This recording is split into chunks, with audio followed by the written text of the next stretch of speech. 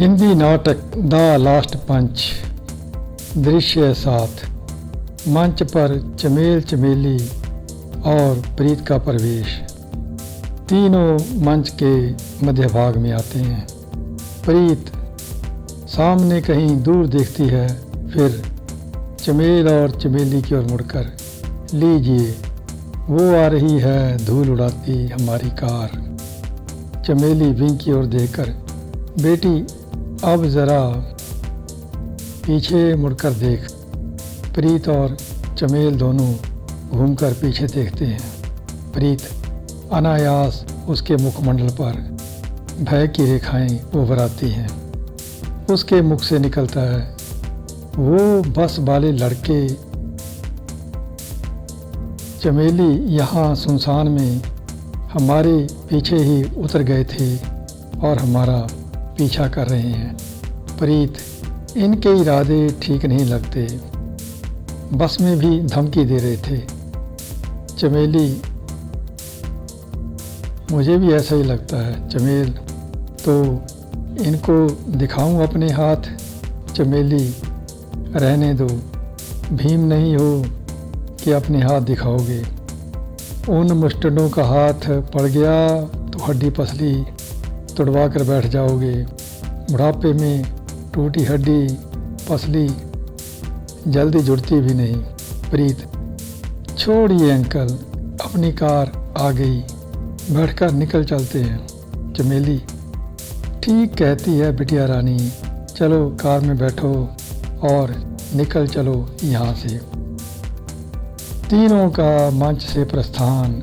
उनके जाने के बाद शरण, बिल्लू और रणधीर तेजी से मंच पर आते हैं। उधर देखते हैं जिधर प्रीत, चमेल और चमेली गए हैं।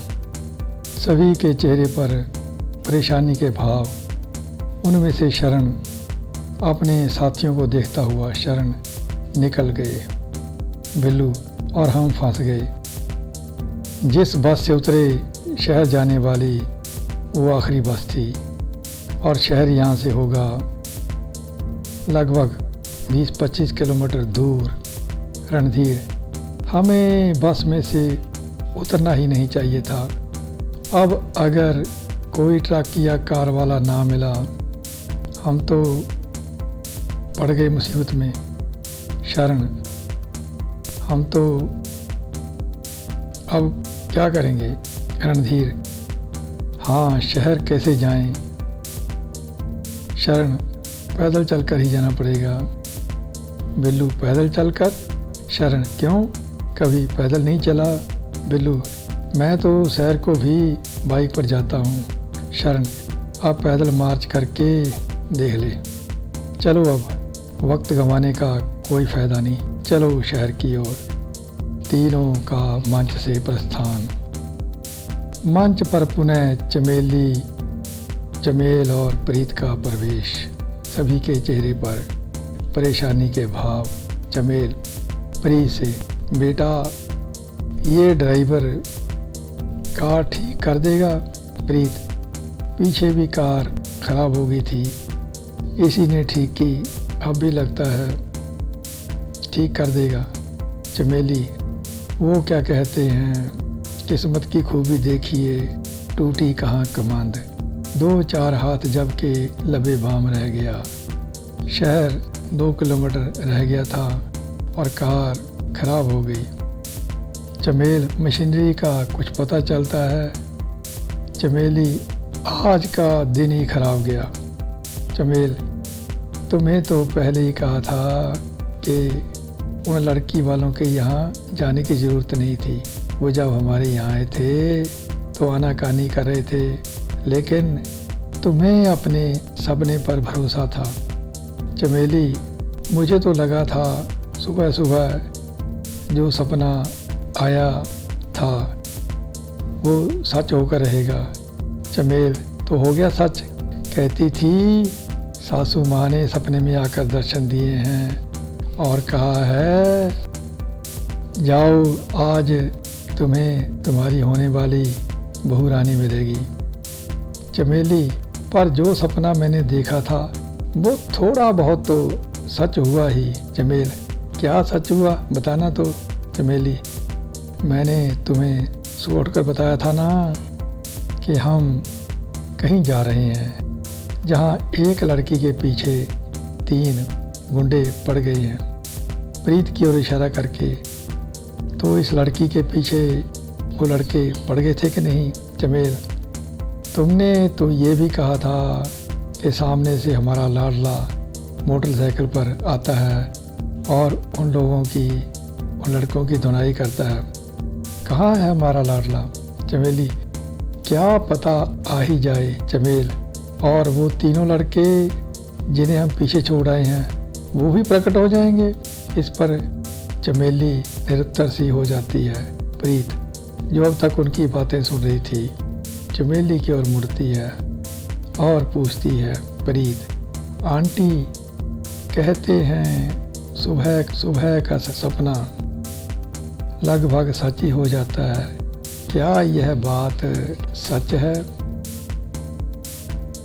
चमेल, बेटी इससे क्या पूछती है? सुना नहीं इसको जो सपना आ जाया था सवेरे 4 बजे?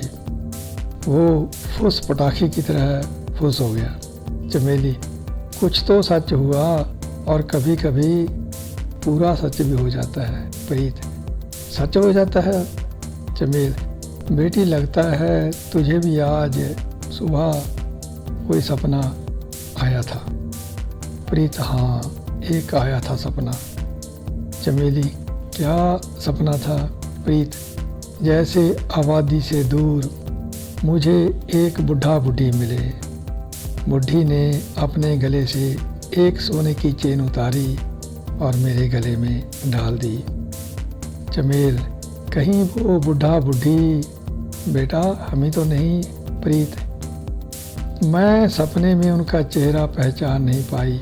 हाँ, सोने की चेन ज़रूर याद है, उसमें देवी माँ का लॉकेट था। यह सुनकर चमेल और चमेली दोनों चौंकते हैं और एक दूसरे की ओर देखते हैं।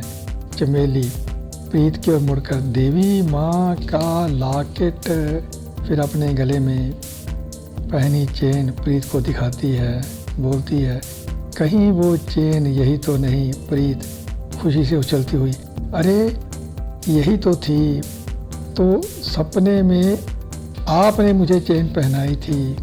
चमेली, लगता है मेरा सपना सच हो जाएगा। सासू माँ ने कहा था आज तुम्हें तुम्हारी बहुरानी मिलेगी, कहकर चमेल की ओर देखती है। प्रीत, आप क्या कहना चाहती हैं? चमेली, जैसा सपना तुम्हें आया वैसा ही हमें आया। लगता है विधाता ने तुम्हारे रूप में हमारे घर की लक्ष्मी भेज दी। प्रीत, घर की लक्ष्मी? आपका बेटा करता क्या है? चमेल, बॉक्सर है, शहर में एक जिम है, उसी में प्रैक्टिस करने जाता है। प्रीत, शहर में जिम? सोचने लगती है, फिर उसकी कोई फ़ोटो है आपके पास? चमेल, हाँ है। क्यों? जेब में से अपना मोबाइल निकालता है और उसमें सेब की रणधीर की फ़ोटो दिखाकर, ये रही देखो। प्रीत फ़ोटो देखकर, अरे ये? चमेली, तो तुम हमारे बेटे को जानती हो? प्रीत, जानती तो नहीं, पहचानती हूँ। ये रोज़ जब मैं ऑफिस के सामने अपनी कार लगाती हूँ तो ये भी अपना मोटरसाइकिल लगा रहा होता है। पता नहीं इसे कैसे पता चल जाता है कि मैं भी किस वक्त आऊँगी। चमेली, रोज़ ही? प्रीत, हाँ रोज़ ही। चमेली, फिर तो भगवान तुम दोनों को मिलाना चाहता है। यह कहकर वह अपने गले से सोने की चेन उतारती है और प्रीत के गले में डाल देती है। प्रीत चौंक कर, अरे माँ जी, आप ये क्या कर रही हैं? ये क्या कर रही हैं आप? चमेली, देखा भगवान ने तुम्हारे मुख से मुझे माँ जी कहलवा दिया। बेटे चैन नहीं उतारनी, ये मेरी सास ने मुझे दी थी, मैं तुझे दे रही हूँ।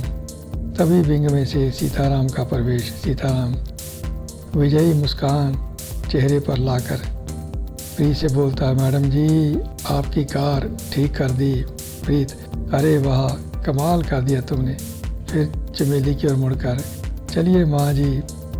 फिर चमेल को, चलिए बापू जी। सभी मुस्कुराते हुए मन से जाते हैं। यहाँ समाप्त होता है दृश्य 7।